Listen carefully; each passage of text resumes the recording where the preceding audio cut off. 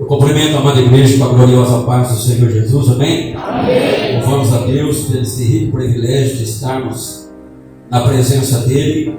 Davi dizia: alegrei-me quando me disseram vamos à casa do Senhor, porque ele entendia que a presença de Deus era o lugar mais importante que ele podia estar. Então nessa noite você está na casa do Pai, você está na presença de Deus, do Rei dos Reis, do Senhor dos Senhores. Então alegra o teu coração em nome de Jesus. Abra comigo a sua Bíblia em Atos dos Apóstolos, capítulo de número 20.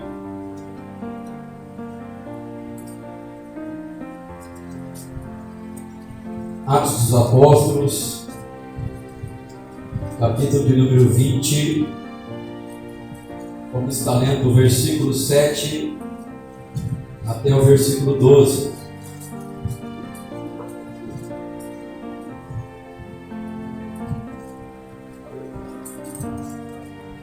Atos dos Apóstolos, capítulo 20, do verso 7 ao verso 12. Amém? Amém.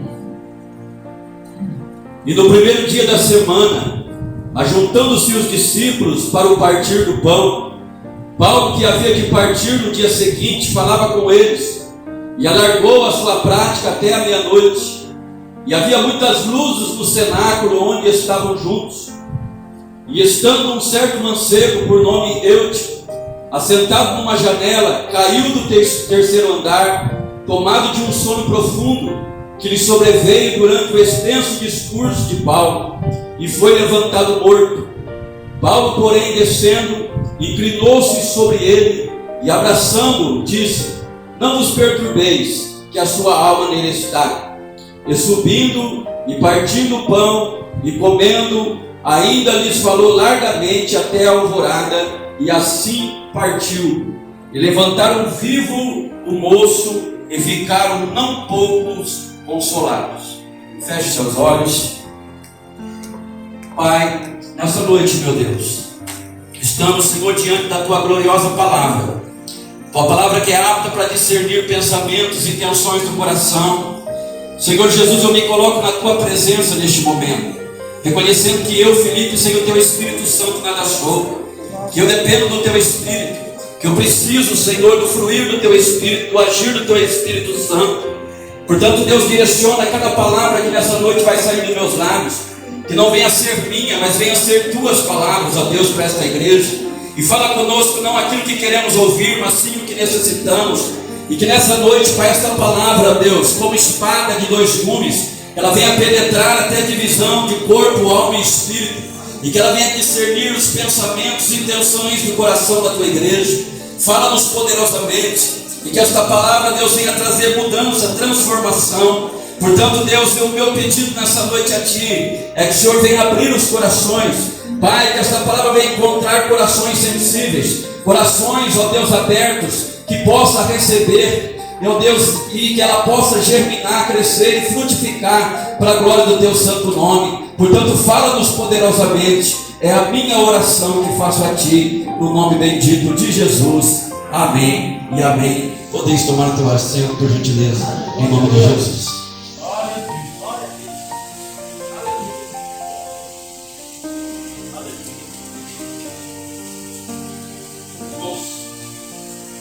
Irmãos, durante essa semana, Deus, Ele tem colocado e trazido fortemente essa palavra ao meu coração, e eu tenho a certeza e a convicção de que o Espírito Santo de Deus, Ele vai falar conosco nesta noite.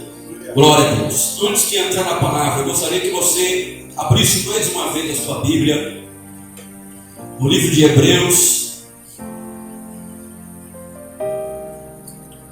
Epístola aos Hebreus, capítulo de número 12. Epístola aos Hebreus, capítulo 12. Vamos estar lendo a partir do versículo 5.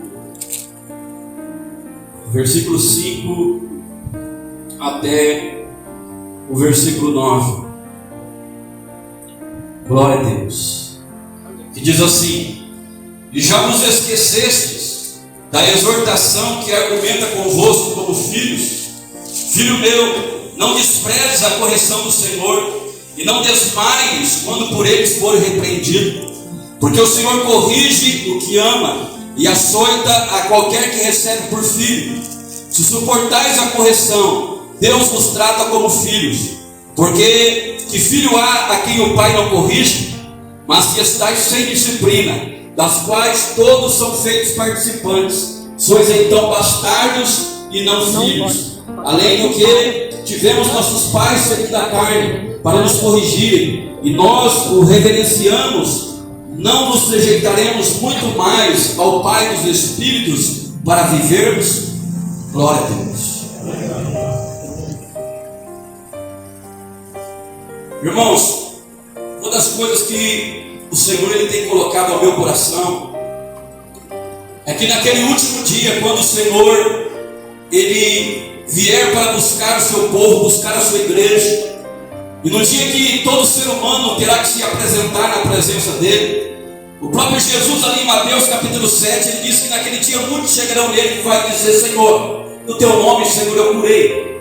Senhor, no teu nome, Senhor, eu profetizei. No teu nome, Senhor, eu fiz muitas maravilhas. No teu nome eu expulsei demônios. E o próprio mestre disse que ele vai dizer abertamente para essas pessoas: nunca vos conheci, apartai de mim, vós que praticais a iniquidade.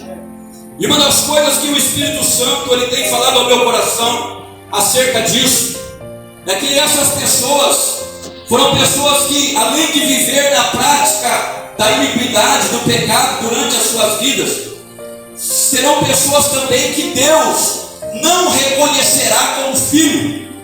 Por isso ele vai dizer: apartai de mim, porque eu não vos conheço. Porque eu pergunto: qual é o pai que não conhece o filho, meu irmão? Então, se Jesus vai dizer: apartai de mim que eu não vos conheço, é porque ele não reconhece as pessoas como filho de Deus. Então grave bem isso, é forte a palavra hoje, o negócio vai estreitar. Não estou preocupado se você vai gostar ou não, estou preocupado em obedecer ao meu Deus. E nessa noite eu quero trazer uma mensagem no seguinte tema: saia da janela. Saia da janela. Para nós começarmos, irmãos, é necessário nós entendermos o que é uma janela. Janela, naturalmente falando, é uma abertura pela parede que nos leva a ver o que está do lado de fora. Então isso é um sentido natural, sentido físico da janela. Janela também é uma abertura que mistura o ambiente interior com o ambiente exterior. Preste bem atenção. Janela também é um espaço que se abre e por ele nós recebemos as influências de tudo aquilo que está do lado de fora. Então isso é o termo janela, falando no sentido físico, no sentido natural. Mas eu quero agora apresentar para você janela no sentido espiritual. A janela, espiritualmente falando, ela significa tudo aquilo que se abre para tirar os seus olhos do lado de dentro, aonde a palavra de Deus fala com você. Janela também no sentido espiritual é tudo aquilo que te coloca em uma posição que nem está do lado de dentro e nem está do lado de fora do ambiente que Deus te chamou. Porque quando alguém está na janela, metade do seu corpo está do lado de dentro, mas metade está do lado de fora, recebendo todas as influências exteriores. Janela também, espiritualmente falando, é um local que te distrai e pode te levar a se perder espiritualmente. Então, grave bem isso. Então, para nós entendermos, irmãos, a palavra do Senhor diz que Paulo estava em Troade. Era o primeiro dia da semana, era um domingo assim como esse.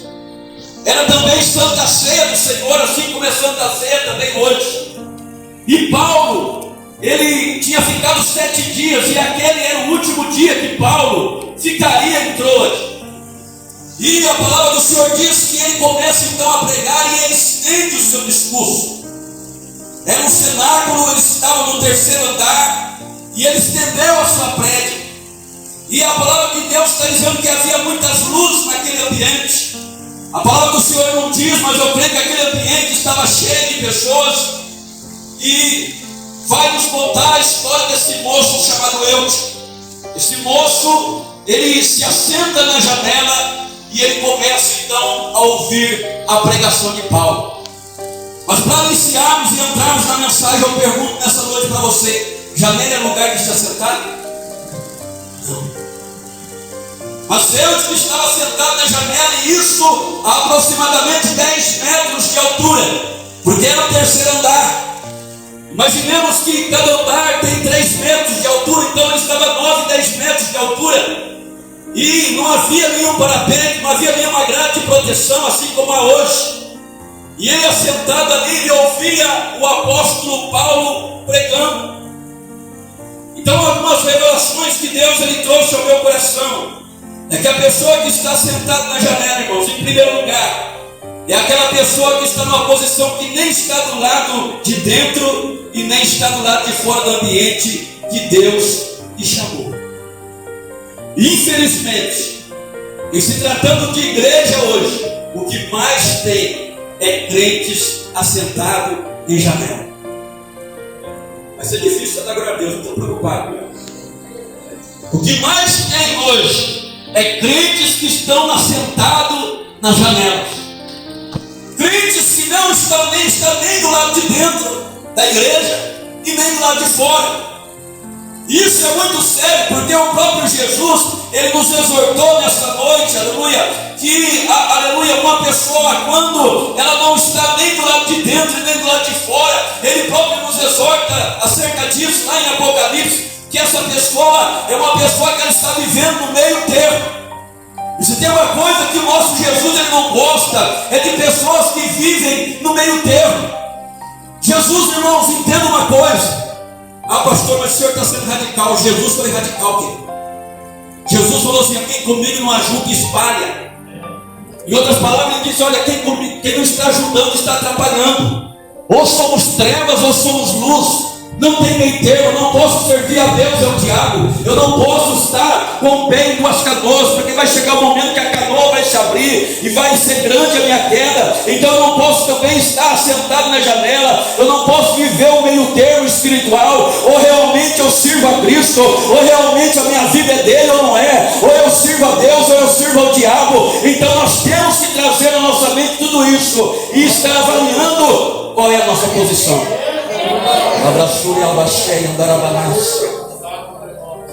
Então tem muitas pessoas que estão nessa situação, nessa posição. Não estão nem do lado de dentro e nem do lado de fora, estão vivendo no meio termo. Jesus em Apocalipse ele disse assim: olha, quem dera fora frio ou quente. E quando alguém é frio, já está braço do capeta, já está servindo o capeta, não está enganando ninguém. Quando alguém é quente, é fiel, é verdadeiro, está ali e de todo o coração está buscando e servindo ao Senhor.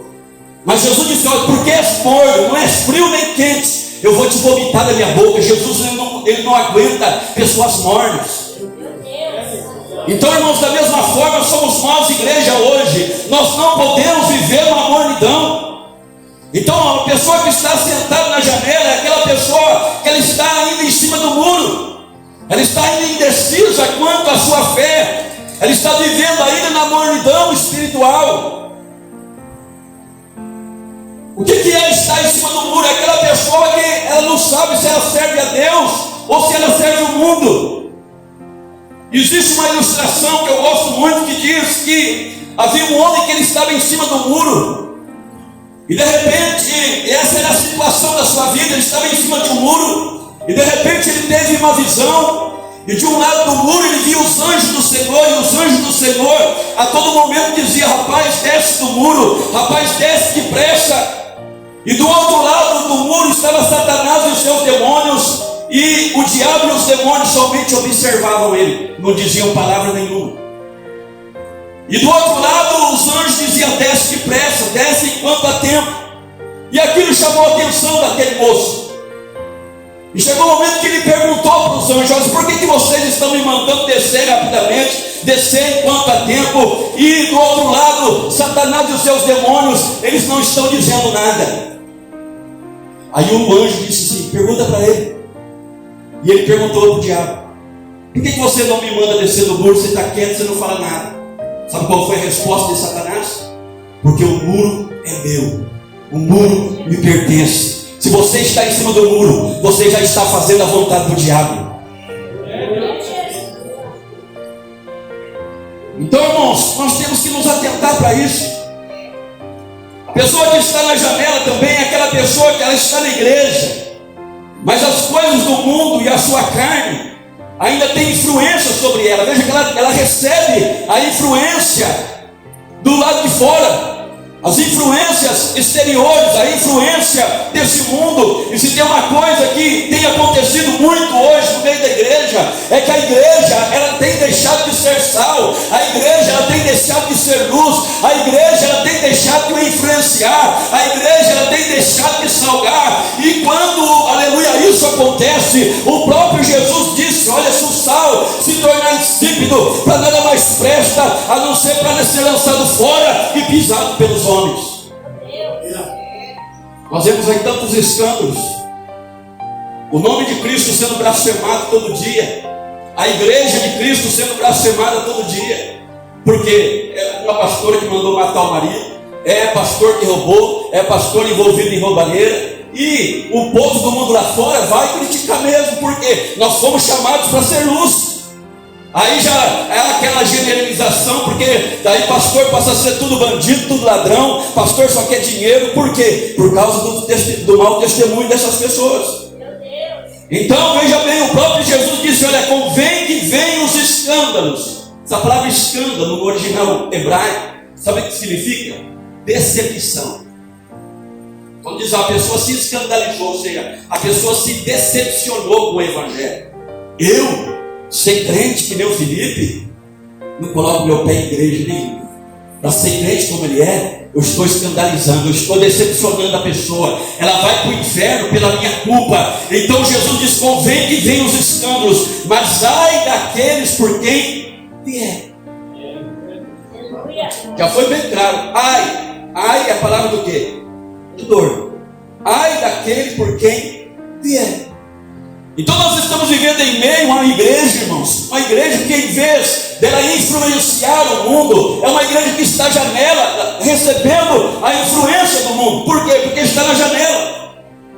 Muitos pastores hoje estão na janela, muitos crentes hoje estão na janela. O Espírito Santo de Deus, como nunca, ele tem falado para mim, para você, para nós, igreja do Senhor: é tempo de descer da janela, é tempo de você firmar os teus passos na minha presença, é tempo de você ser fiel a mim, é tempo de você me receber como Senhor da tua vida.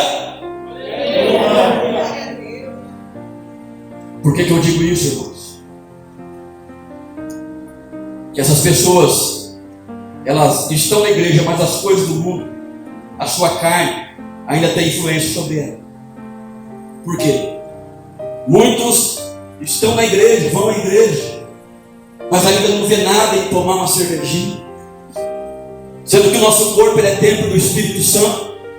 Paulo ele é bem enfático, ele diz assim: olha, todo aquele que destruir o corpo, todo aquele que destruir o templo do Espírito Santo, Deus o destruirá, porque o templo de Deus que sois vós é santo. Quando eu estou bebendo, quando eu estou me drogando, quando eu estou fumando, eu estou me autodestruindo. Então vai chegar o dia que eu vou ter que dar conta do meu corpo, que é templo do Espírito Santo de Deus.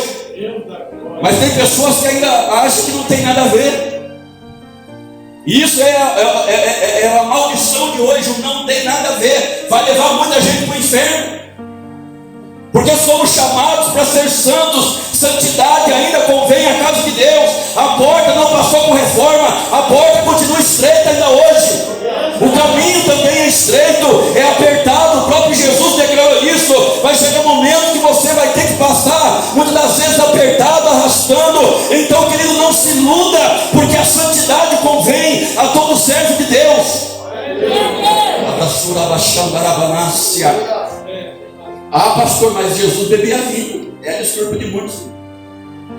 Jesus bebia vinho. Você acha que o vinho de antigamente é que nem esse vinho de hoje? Vai estudar a palavra. A palavra do Senhor diz que no dia de Pentecostes, quando o Espírito Santo desceu e eles começaram a falar em outras línguas, houve aquele alvoroço. Então a multidão correu para aquele cenáculo e alguns começaram a zombar e dizer: olha, estão cheios de mosto. O que era o mosto? Era vinho. E que qual foi a resposta do apóstolo Pedro? Como pode essas pessoas estar embriagadas, sendo a terceira hora do dia, ou seja, sendo 9 horas da manhã?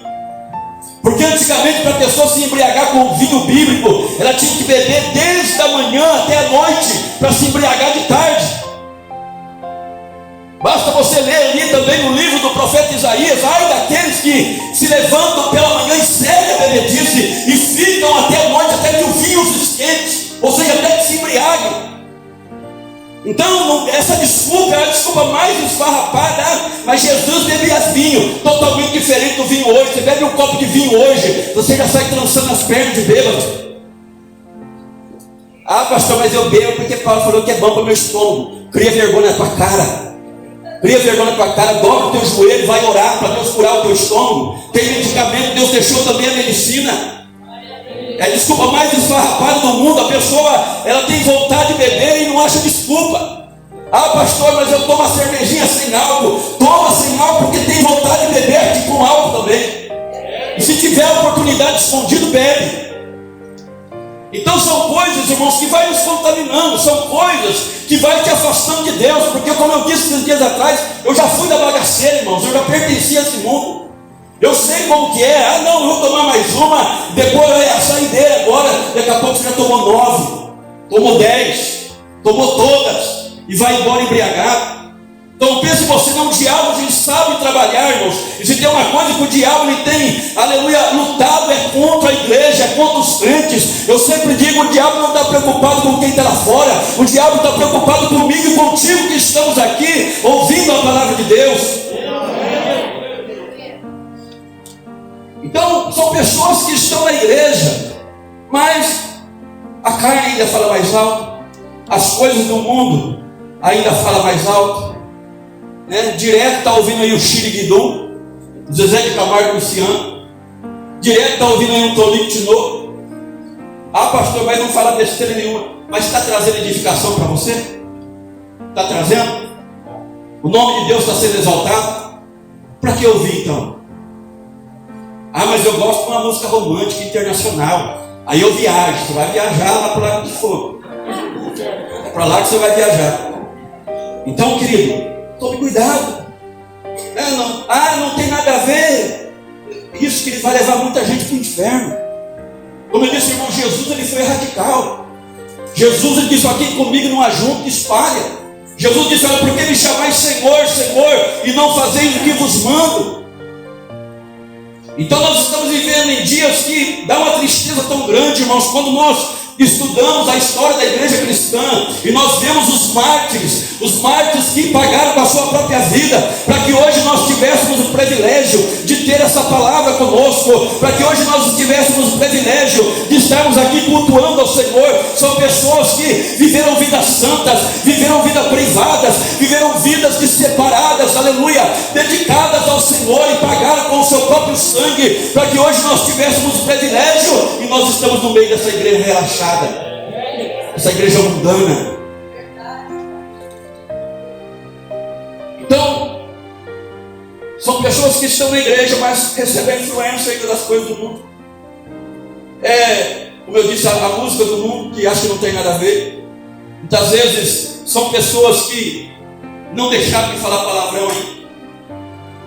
O menino faz uma arte, já sai cobra, lagarto, tudo da boca dele. Palavrão. Isso aí tem pessoas que estão o quê? Ouvindo. O vizinho está ouvindo lá. Olha lá o pastor lá. Falou palavrão. Ué, mas não é crente? São pessoas que ainda não deixaram a mentira.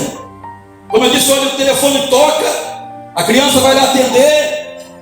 Amanhã é fulano de tal. Fala que eu não tô, fala que eu não tô, fala que eu não tô. Além de mentir, está incentivando a criança a mentir também. Deus vai pegar você. São pessoas que estão dentro da igreja, irmãos, mas não deixaram de adulterar ainda. E eu quero aprofundar o negócio aqui, quero estreitar o negócio. Tem pessoas que pensam que adultério é somente eu ir para a cama com outra mulher. Não, Jesus disse: qualquer que olhar, que atentar para uma mulher com intenção impura e desejar ela no seu coração, já cometeu adultério. Não preciso ir para a cama com ninguém, basta eu simplesmente cobiçar e desejar, já cometi adultério. E hoje está cheio de adúlteros dentro da igreja, tanto de homens como mulheres, que estão nessa situação. Pessoas que ainda estão na prostituição. Às vezes está namorando, mas é um namoro aberto, é um namoro que, olha, misericórdia, fornicando, e está dentro da igreja.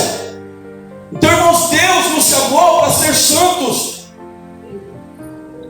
São também aquelas pessoas que vai na igreja, mas ainda gosta de uma fofoquinha. Está dentro da igreja, mas as coisas do mundo ainda influenciam. A carne ainda influencia. Basta você ver, né, os frutos da carne lá em Gálatas 5. Vai estar dizendo lá, dissensões, quem provoca dissensões? Da onde vem a dissensão? De fofoca, de falar demais. Está trazendo separação no meio do corpo de Cristo. E isso é uma coisa que Deus abomina. Ele próprio diz, olha, existem 7 coisas que Deus abomina, mas a 7ª Ele odeia, o que lança contenda entre irmãos. Então está dentro da igreja, mas ainda gosta de uma fofoquinha, ainda gosta ainda de emprestar o ouvido para ouvir fofoca, para ouvir falatórios, não. Então é tempo, irmãos, de nós guardarmos os nossos ouvidos. Vê se para mim, se para a pastora, alguém vem falar alguma coisa. Sai por bombardeando. Ah, fulano de tal fez assim, assim. Por que você não vai orar por ele? Deus te chamou para você interceder pelo teu irmão. Em vez de você criticar, vai orar por ele. Então são pessoas que gostam ainda de fofoca. Ah, você viu fulano de tal? Você viu o cicrano? Você viu o bertano? E muitas vezes o crente está lá emprestando o ouvido. Aí, quando vem para o culto, não sente nada. Sai do mesmo modo que entrou. Não tem mais unção nenhuma hora, parece que a oração não passa do teto, justamente por causa dessas coisas.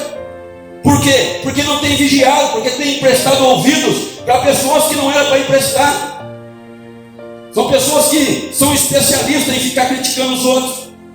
Critica o pastor, critica o irmão da igreja, critica todo mundo, irmãos. Tem pessoas que criticam todo mundo.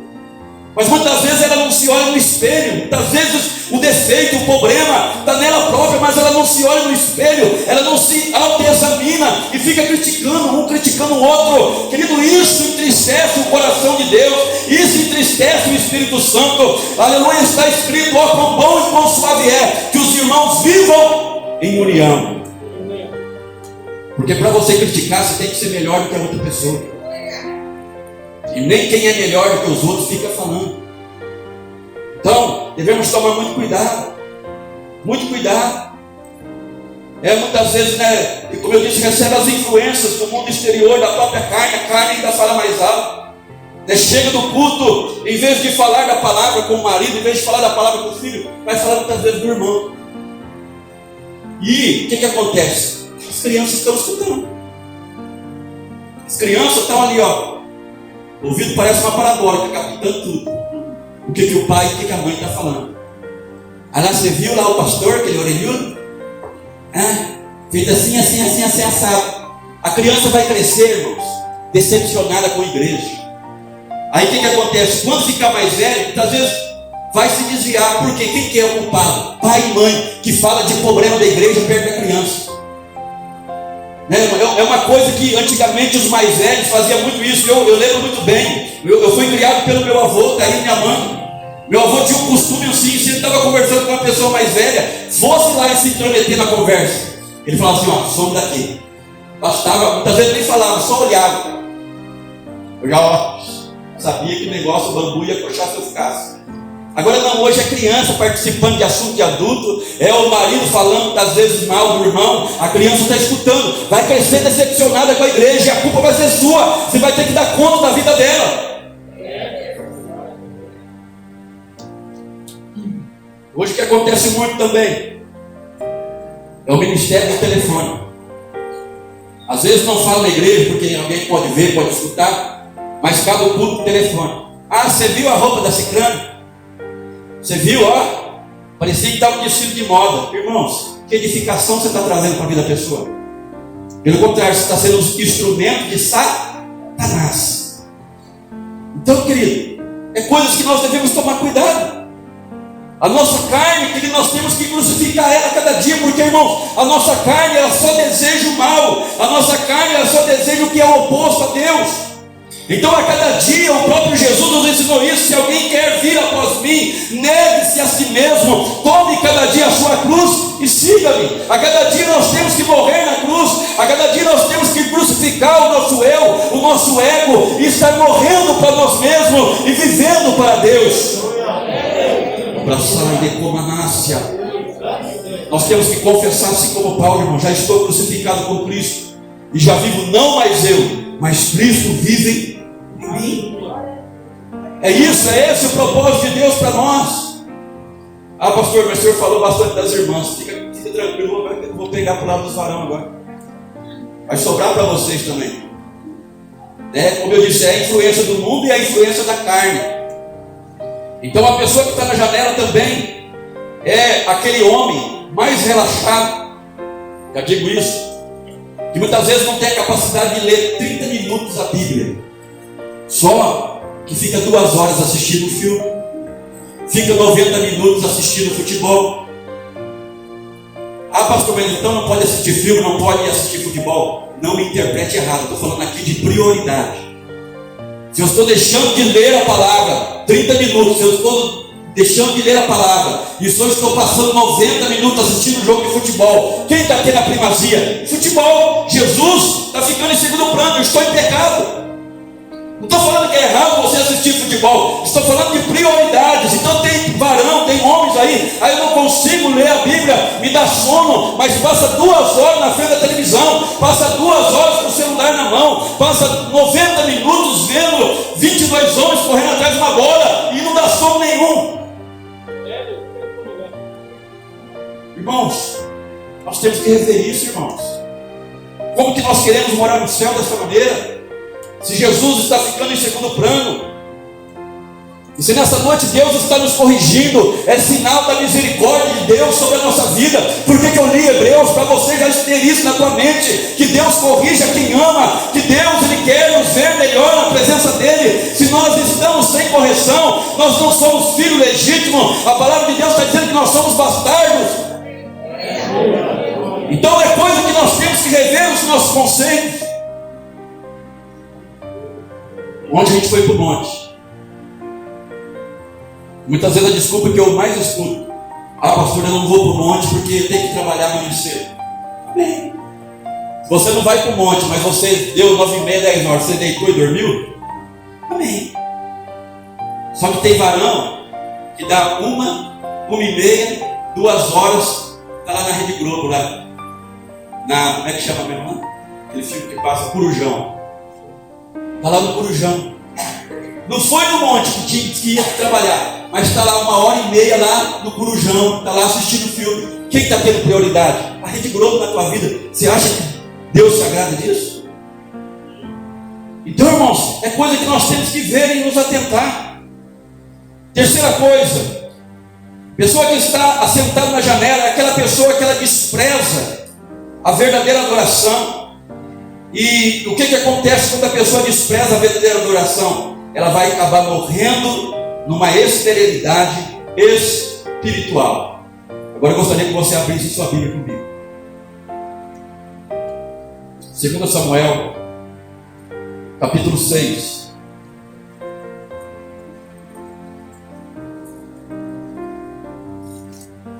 Falei que o negócio ia estreitar.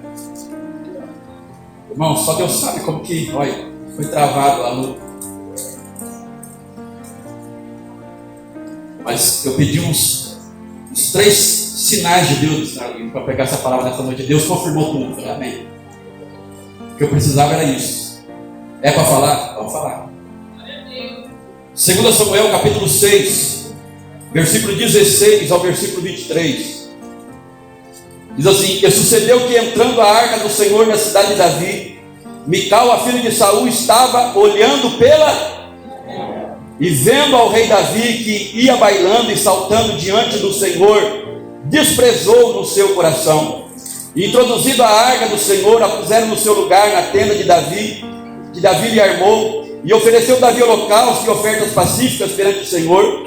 E acabando Davi de oferecer os holocaustos e ofertas pacíficas, abençoou o povo em nome do Senhor dos exércitos, e repartiu a todo o povo e a toda a multidão de Israel desde o homem até as mulheres, cada um bolo de pão e um bocado de carne e um frasco de vinho. Então foi-se todo o povo, cada um para a sua casa.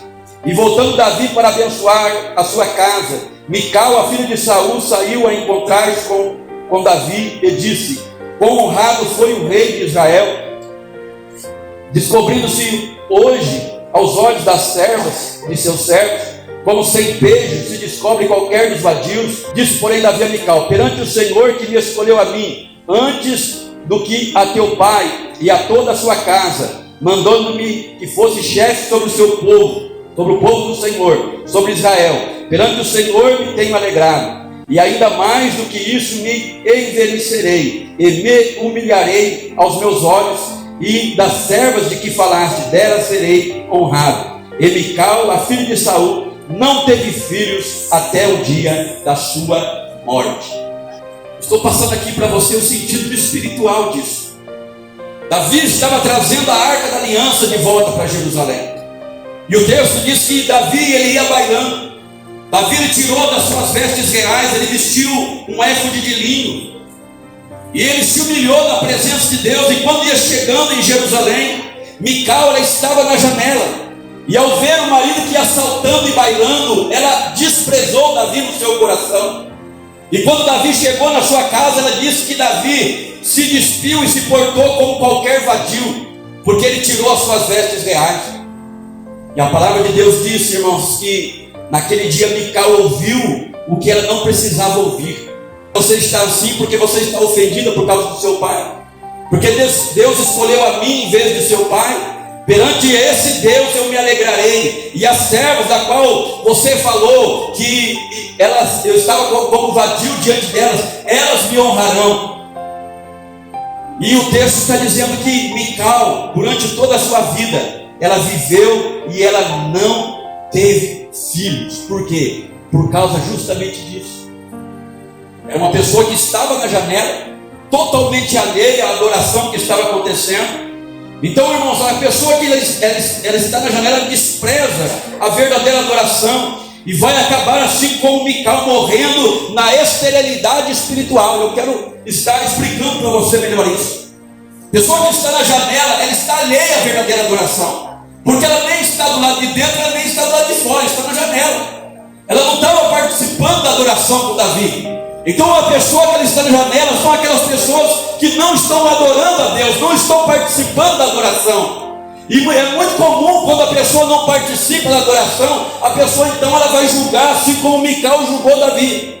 Ah, mas para que pular? Ah, mas para que tirar as vestes reais? Ah, mas para que bailar? Para que fazer isso? Para que fazer aquilo? Não importa, querido, o porquê. O importante é que Deus está sendo adorado. Aleluia, o importante é que Deus está sendo exaltado. Então devemos tomar cuidado para não morrermos na esterilidade espiritual, assim como Mical morreu.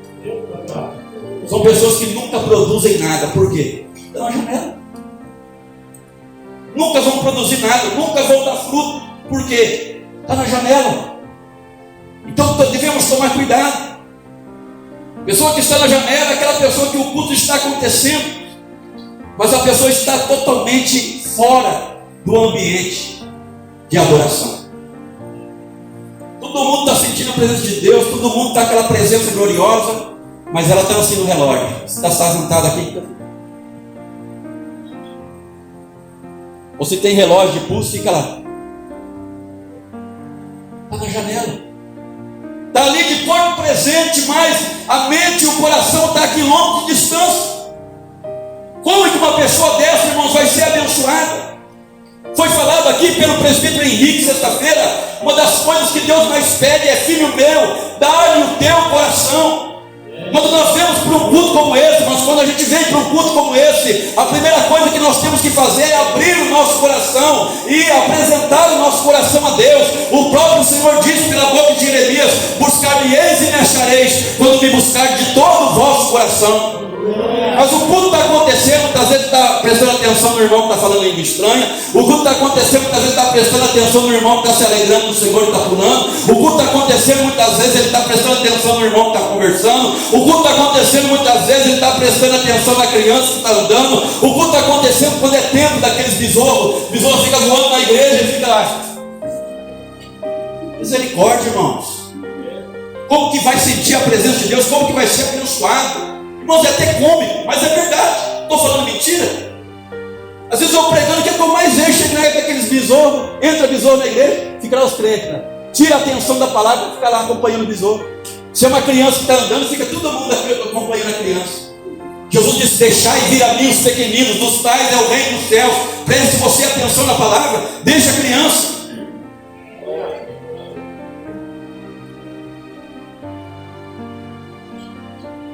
Pessoa que está na janela é aquela pessoa que, o nosso acaba 9h30, mas ai se passar da 9h30, mas vai dar um infarto se não for embora logo, fica lá. E irmãos, tem pessoa que fecha a cara. Estou mentindo? Você vê? Fecha a cara. Passou da 9h30 e fica lá. Acho que fica fazendo assim para mim ver. Para mim ver. Irmãos, olha, vamos conversar direito aqui. Irmãos, um culto como esse, começa 7h30, 9h30, 2 horas. Se a pessoa não suporta 2 horas na presença de Deus, irmãos, e muitas vezes não é porque tem compromisso, não. Vai chegar em casa e vai ver porcaria na televisão. Vai chegar em casa e está aqui na igreja, mas a mente está no filme que vai passar depois do Fantástico. Irmãos, fantástico é o que Deus vai fazer na tua vida, se você der lugar ao Senhor. Então se desligue da terra, homem, se desligue da terra, mulher. A Paulo diz isso lá em Colossenses capítulo 3: se já fossem ressuscitados com Cristo, buscai as coisas que são de cima e não as que são da terra. Então eu fico imaginando, se a pessoa não consegue ficar 2 horas na presença de Deus aqui no culto, como que quer morar no céu? Como que quer morar no céu? Eu não entendo isso. Se não suporta 2 horas de adoração, que já fica lá, só falta infartar se o culto não acabar. Tem uns que não esperam nem a bênção apostólica. Uma coisa é quando a pessoa vai trabalhar, isso é compreensível, eu sei, né? A pessoa vai trabalhar, tem compromisso. Mas outra coisa, querido, muitas vezes chega, vai ficar lá até 11, meia-noite vendo porcaria. E estava na igreja, ele não via a hora de acabar. Então eu não entendo como que a pessoa ela quer morar no céu tendo um pensamento desse. E eu aprendo aqui, irmãos, algumas lições com Eudes. A primeira lição é que Eudes, ele estava naquela situação assentado na janela, mas ele estava ali se sentindo seguro na janela. Porque se ele não estava se sentindo seguro, ele teria descido. Então ele estava naquela posição, mas ele se sentia seguro estando ali na janela.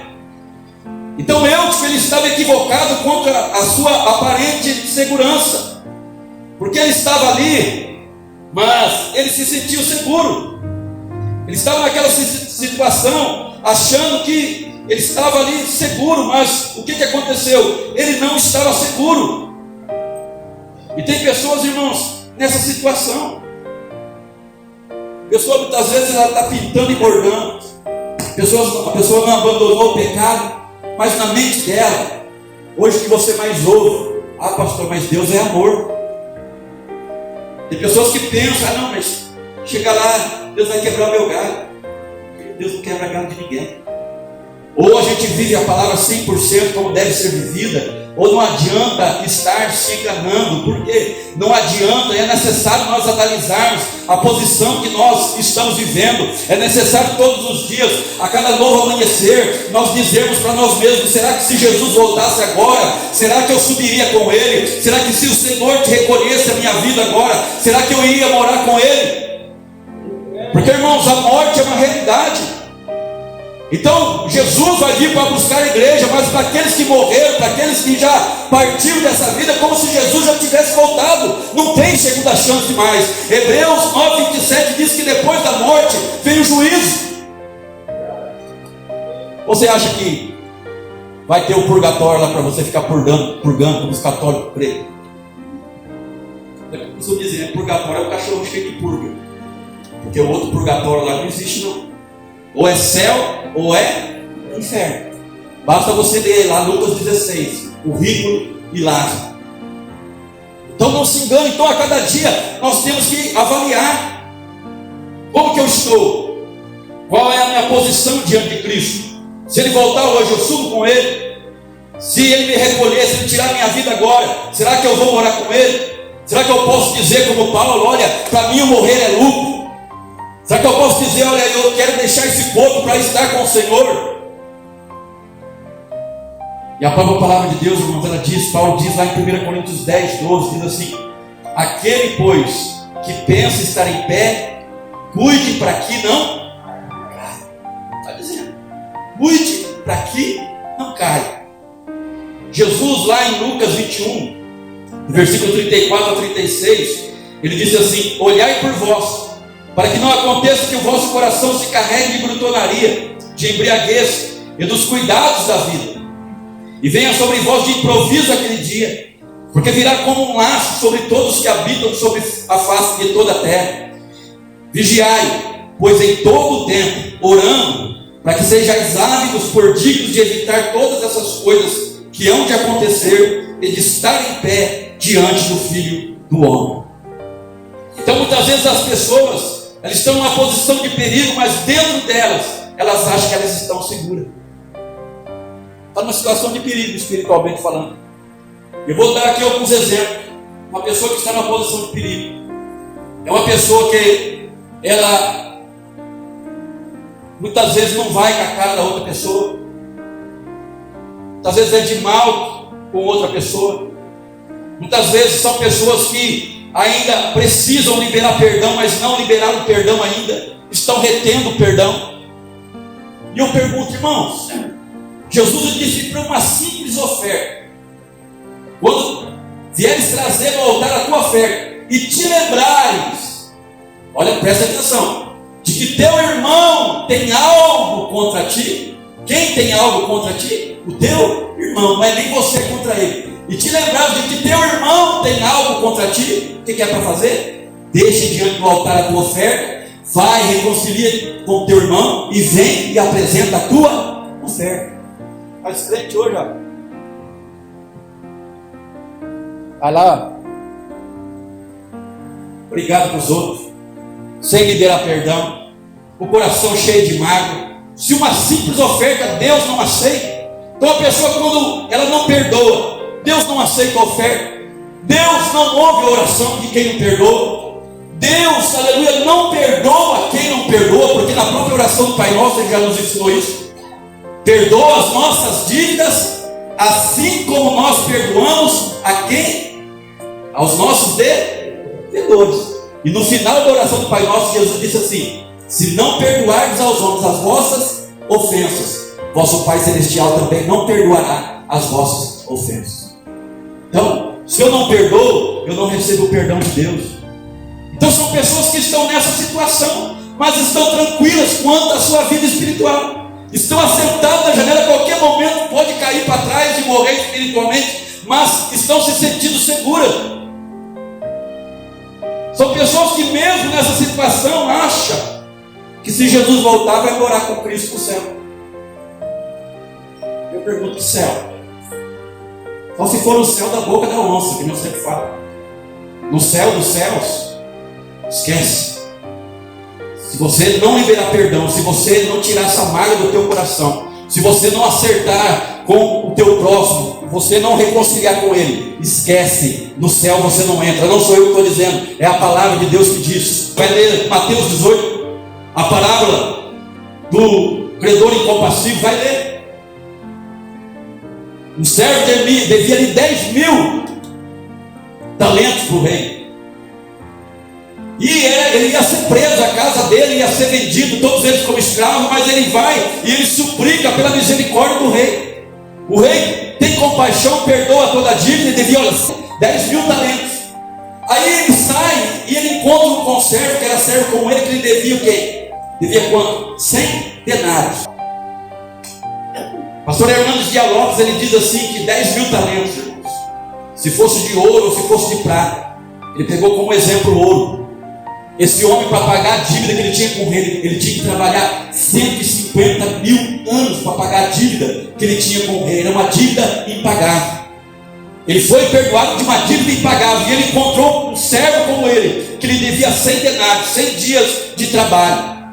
E ele não perdoou a dívida do servo e foi entregar ele na justiça e prender o servo. Quando aquele rei ficou sabendo, ele chama esse servo na presença dele e diz: olha, servo mau, eu te perdoei de uma dívida que você não tinha condições, porque você suplicou pela minha misericórdia. Você devia agir da mesma forma também com o teu conservo. E a Bíblia diz que aquele servo, ele foi entregue na prisão, e ele foi entregue aos atormentadores, aos verdugos, e ele ficou ali, e a vida inteira dele, ele morreu na prisão. Por quê? Porque não liberou perdão. E o que Jesus está nos ensinando com isso? Que essa dívida impagável era a minha vida e a tua dívida para com Deus.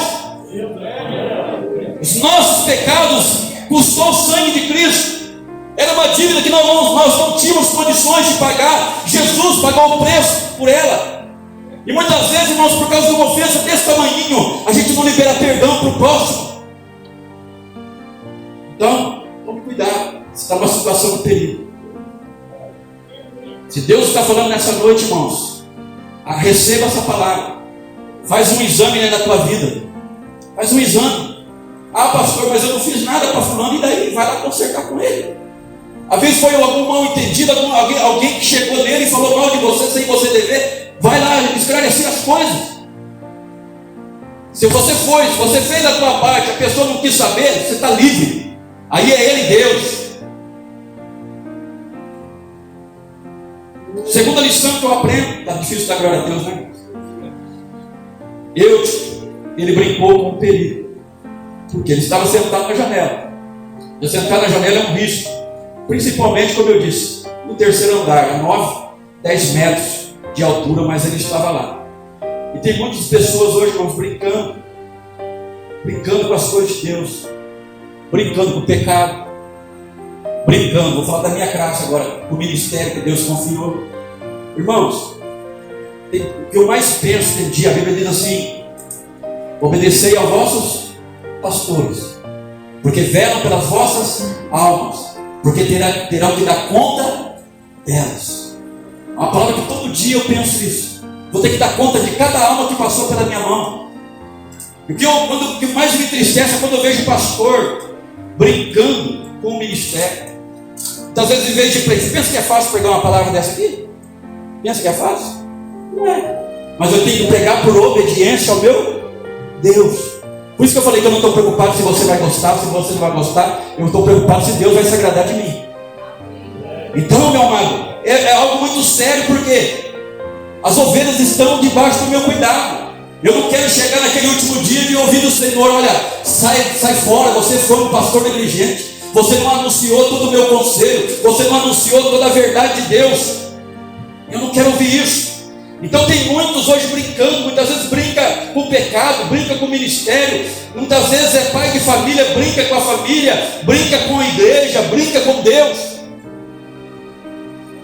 Sabia que tem crentes que brincam com Deus? Gálatas 6:7. Deus não se deixa escarnecer. Tudo aquilo que o homem semear, isso também. Só que tem crente brincando com Deus. Acho que pensa, como eu disse, que Deus vai quebrar o galho. A pessoa muitas vezes está vivendo uma vida, peca hoje, amanhã chega, pede perdão. Passou 5 dias, está caindo no mesmo pecado. Aí chega, pede perdão. Irmãos, Jesus diz assim: aquele que confessa e deixa o seu pecado, alcança misericórdia. É muito mais bonito você chegar diante de Deus: Senhor, olha, esse pecado, Senhor, ele está enraizado dentro de mim, e eu ainda amo esse pecado, me liberta disso. Porque você tentar enganar Deus, nós não podemos enganar Deus. Antes de nós abrirmos a boca, Deus já conhece o nosso coração.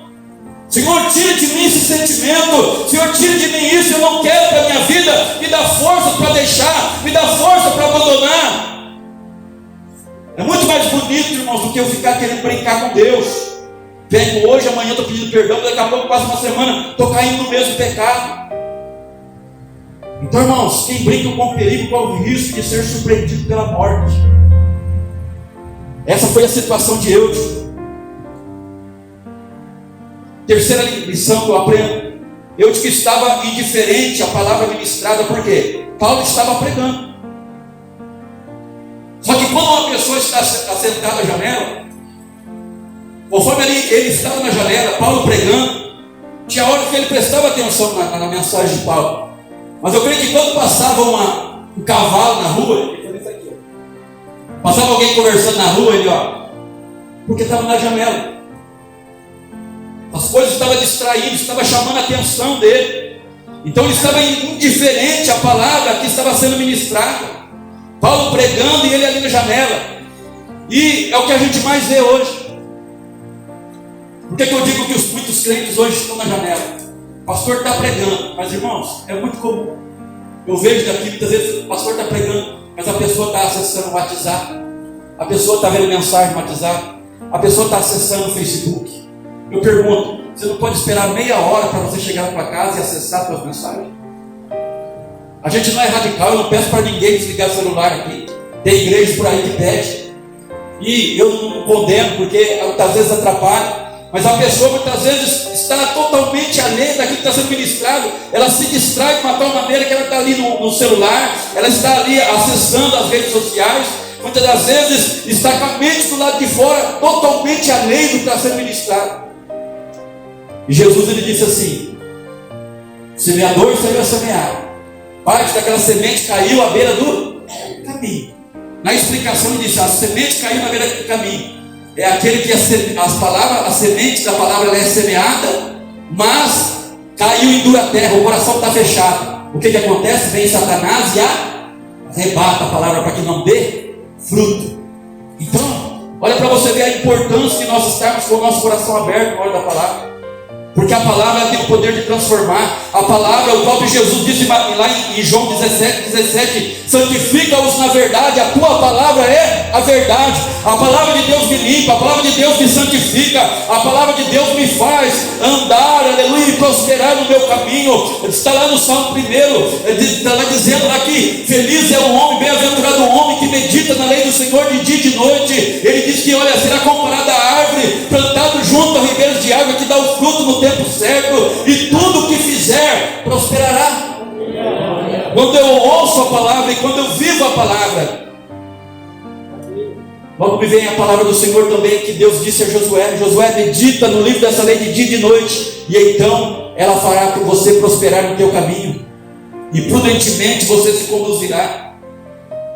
Fala para esse irmão assim: devemos tomar cuidado para não fechar o nosso coração diante da palavra.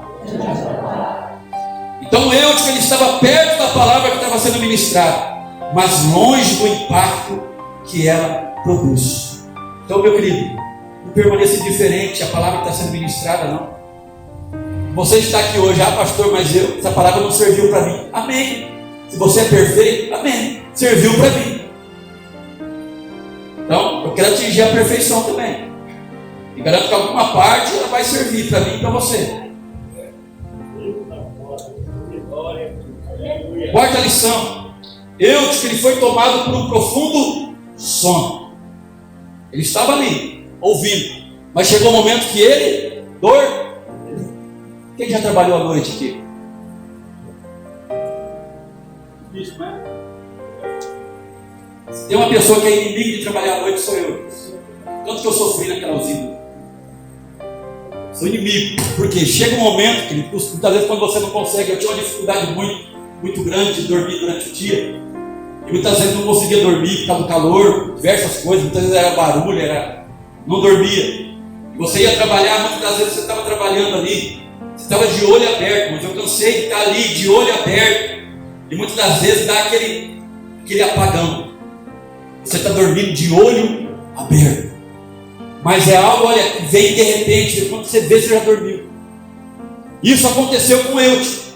Então, o crente que ele está dormindo espiritualmente, querido, a qualquer momento ele vai poder cair. Ele dormiu e imediatamente já caiu para trás.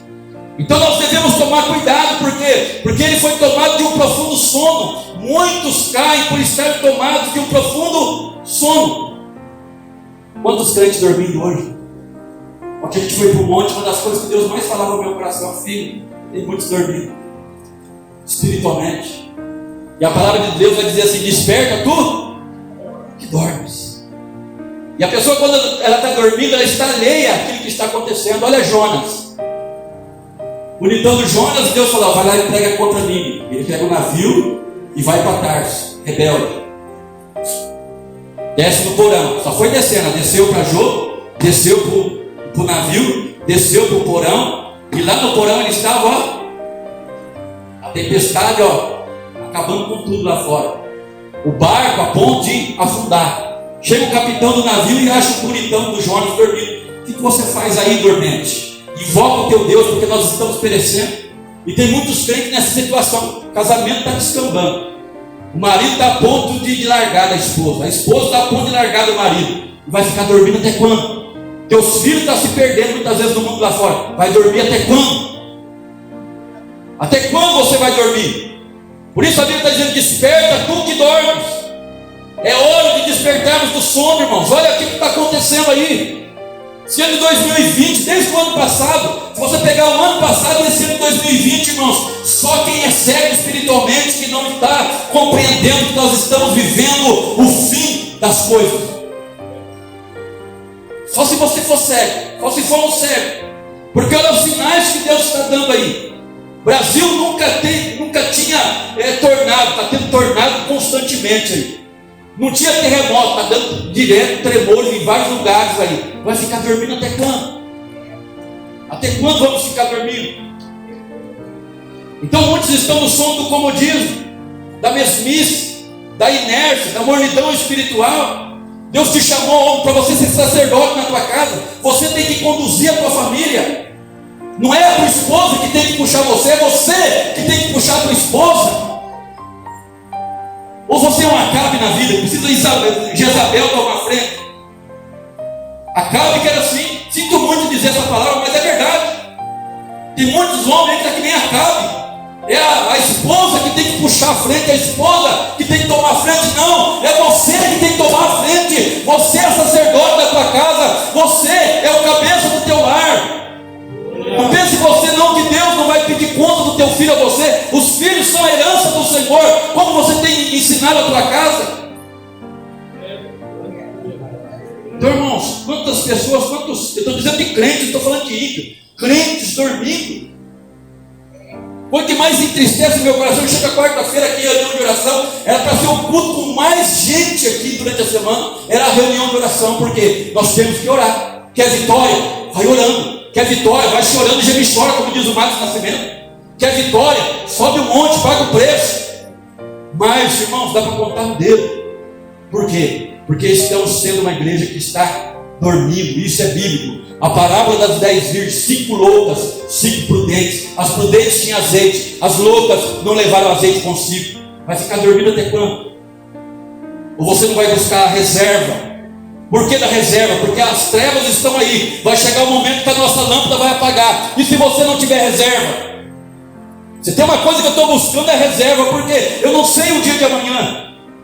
Se sair uma proibição, olha, não vai poder ter culto mais. Olha, não pode adorar mais a Deus. E daí? Tem que ter reserva. Eu tenho que ter reserva. Eu tenho que guardar essa palavra no meu coração. Porque quando tirar essa palavra de mim, não vão poder tirar ela do meu coração.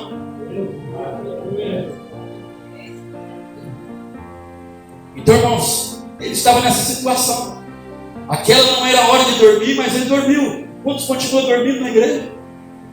Lá em Romanos 13, versículo 11, já estou encerrando, diz assim: e digo isso, conhecendo o tempo, que já é hora de despertarmos do sono, porque a nossa salvação está agora mais perto de nós do que quando aceitamos a fé. Paulo diz isso lá em Romanos 3,11. Conhecendo o tempo. Você está conhecendo o tempo? Olha os sinais aí, como eu disse. Você está conhecendo o tempo, está discernindo o tempo que nós estamos vivendo. Jesus está voltando, irmãos. E ele próprio já diz: olha, vigiai, orai, estai apercebido, para que aquele dia não nos pegue despercebidos, não nos pegue dormindo. Ele próprio disse nas suas palavras: ai daquele servo, quando o Senhor voltar, pegar ele dormindo.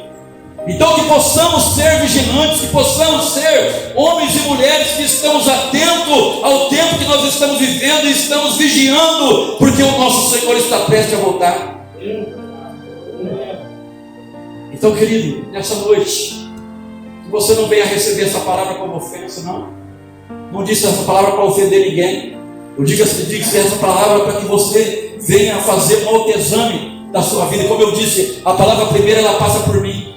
Tem muitas coisas dentro dessa palavra que eu preciso me corrigir. Mas se Deus está nos corrigindo, é sinal da misericórdia, é sinal do amor que Ele tem por mim, por você, é sinal de que naquele último dia Ele quer nos ver na presença dEle, irrepreensíveis. Coloque-se de pé nessa noite.